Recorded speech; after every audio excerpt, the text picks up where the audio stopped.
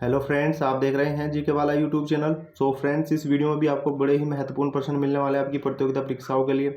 तो सभी question important है और वीडियो को आपने एंड तक ज़रूर देखना है। चैनल को सब्सक्राइब कर ले, साथ साथ बेल आइकन को प्रेस ज़रूर कर लें। तो वीडियो के नीचे सब्सक्राइब लिखा होगा, उस पर क्लिक करके चैनल में ज़रूर जुड़ जाइए।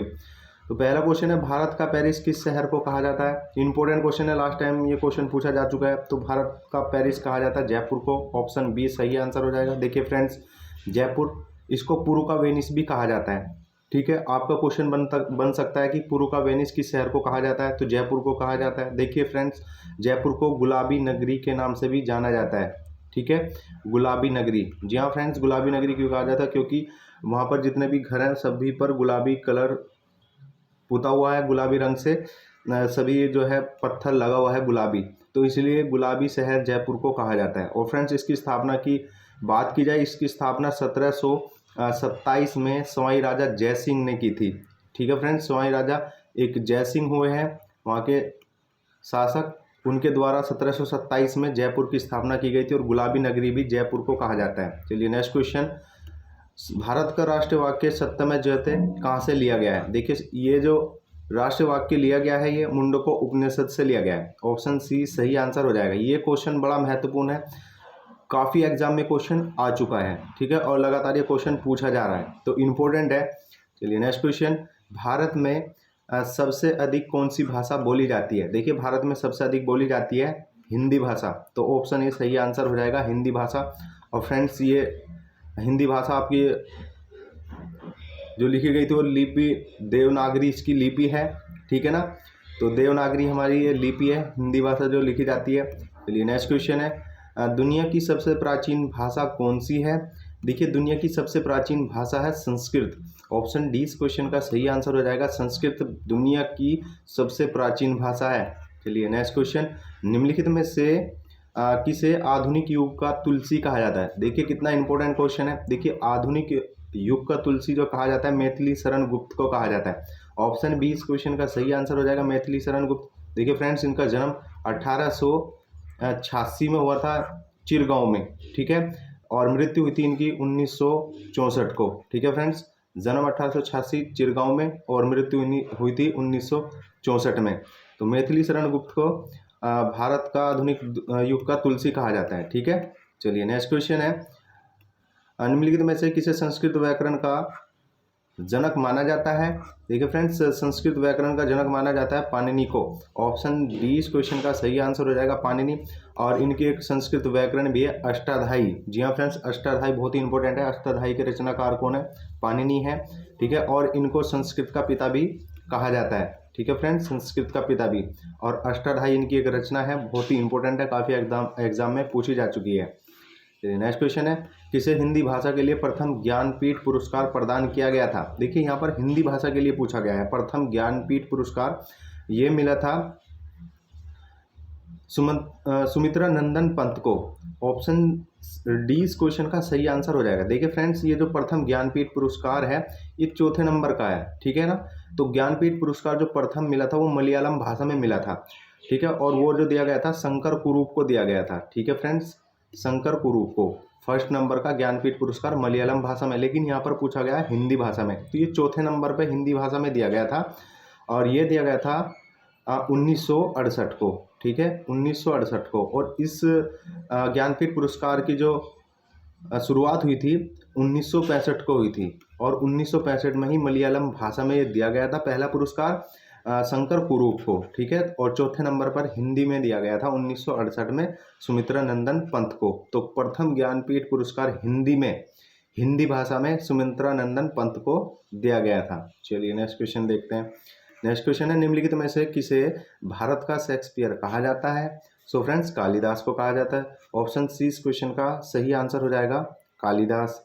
चलिए नेक्स्ट क्वेश्चन देखते हैं। नेक्स्ट क्वेश्चन है, भारत के राष्ट्रीय गीत वंदे मातरम को गाने में सही समय क्या है। देखिए, वंदे मातरम जो गाया जाता है वो इसका सही समय है 65 सेकंड। ऑप्शन सी इस क्वेश्चन का सही आंसर हो जाएगा, 65 सेकंड।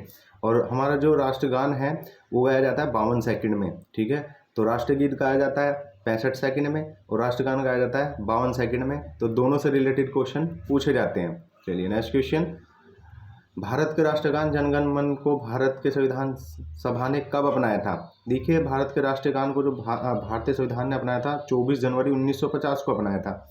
ऑप्शन बी सही आंसर हो जाएगा, 24 जनवरी 1950। ठीक है, और इसकी जो रचना की थी रविंद्रनाथ टैगोर जी ने की थी।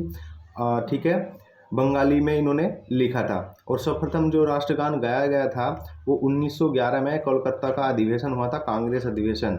ठीक है ना, तो 1911 में पहली बार जनगण मन यानी राष्ट्रगान गाया गया था, कलकत्ता अधिवेशन 1911 में, और इसको अपनाया था 24 जनवरी 1950 को संविधान सभा ने। चलिए नेक्स्ट क्वेश्चन है, भारत के राष्ट्रीय अशोक स्तंभ को भारत की संविधान सभा ने कब अपनाया था? देखिए, अशोक स्तंभ को जो अपनाया था 24 जनवरी 1950 को अपनाया था। इस क्वेश्चन का सही आंसर हो जाएगा ऑप्शन बी, 24 जनवरी 1950 को। नेक्स्ट क्वेश्चन, भारत के राष्ट्रीय ध्वज के प्रारूप को भारत की संविधान सभा ने कब अपनाया था? देखिए, तिरंगे झंडे को जो अपनाया था संविधान सभा ने 22 जुलाई 1947 को अपनाया था। यानी ऑप्शन सी इस क्वेश्चन का सही आंसर हो जाएगा, 22 जुलाई 1947 को तिरंगे को यानी राष्ट्र ध्वज को संविधान सभा ने अपनाया था। चलिए नेक्स्ट क्वेश्चन, भारत के संविधान में वार्षिक बजट का वर्णन किस रूप में किया गया है? देखिए, भारतीय संविधान में वार्षिक बजट का जो वर्णन किया गया है वार्षिक वित्तीय विवरण के रूप में किया गया है। वार्षिक वित्तीय विवरण यानी ऑप्शन सी सही आंसर हो जाएगा, वार्षिक वित्तीय विवरण। चलिए नेक्स्ट क्वेश्चन इंपॉर्टेंट है, भारतीय संविधान में किस अनुच्छेद में वार्षिक वित्तीय विवरण का वर्णन किया गया है? तो यहाँ पर अनुच्छेद पूछा गया है। तो बजट जो हमारा अनुच्छेद में दिया गया है अनुच्छेद 112 में। ठीक है ना, ऑप्शन बी सही आंसर हो जाएगा, अनुच्छेद 112। ठीक है, और ये जो हमारा वार्षिक वित्तीय विवरण जो जारी किया जाता है फरवरी के पहले कार्य दिवस पर किया जाता है। ठीक है फ्रेंड्स, यानी बजट जो पेश होता है हमारा। चलिए नेक्स्ट क्वेश्चन, दुनिया की सबसे गहरी नदी कौन सी है? देखिए, दुनिया की सबसे गहरी नदी है अमेजन नदी। ऑप्शन डी इस क्वेश्चन का सही आंसर हो जाएगा, अमेजन नदी। देखिए फ्रेंड्स, इसकी लंबाई के बारे में बात करते हैं। लंबाई इसकी है 6992 किलोमीटर। जी हाँ फ्रेंड्स, और इसकी गहराई काफ़ी है। और आपको बता दूं, इसका जो मुहायना है ये जाकर गिरती है अटलांटिक महासागर में। ठीक है फ्रेंड्स, अटलांटिक महासागर में अमेजन नदी जाकर गिरती है और विश्व की सबसे गहरी नदी है। चलिए नेक्स्ट क्वेश्चन, टिहरी बांध किस नदी पर स्थित है? देखिए फ्रेंड्स, टिहरी बांध ये उत्तराखंड के टिहरी जिले में है। ठीक है, और ये जो स्थित है ये भागीरथी नदी पर स्थित है। यानी ऑप्शन बी आपका सही आंसर हो जाएगा, भागीरथी नदी। और फ्रेंड्स, इसका एक और नाम बता देता हूँ, टिहरी बांध का एक और नाम आपने पहले शायद ना सुना हो, राम तीर्थ सागर बांध। ठीक है फ्रेंड्स, राम तीर्थ सागर बांध भी इसी को कहा जाता है। पहले शायद आपने ना सुना हो, तो इस वीडियो के लिए क्वेश्चन लाइक तो ज़रूर बनता है इस क्वेश्चन के लिए। चलिए नेक्स्ट क्वेश्चन, निम्नलिखित में से कौन भारत की सबसे पुरानी गुफा है? सो फ्रेंड्स, सबसे पुरानी गुफा है भीमबेटका की गुफाएं। तो कल की वीडियो में हमने इसके बारे में बताया था, पहले नंबर का क्वेश्चन था भीमबेटका, भीम के बैठने का स्थान, और ये एमपी में है। ठीक है, एमपी के रायसेन जिले में है। ठीक है फ्रेंड्स, और 1958 को इनकी खोज की गई थी। ठीक है फ्रेंड्स, तो मध्य प्रदेश में है भीमबेटका की गुफाएं और सबसे पुरानी गुफाएं हैं। चलिए नेक्स्ट क्वेश्चन है, काराकोरम हाईवे किन दो देशों को आपस में जोड़ता है?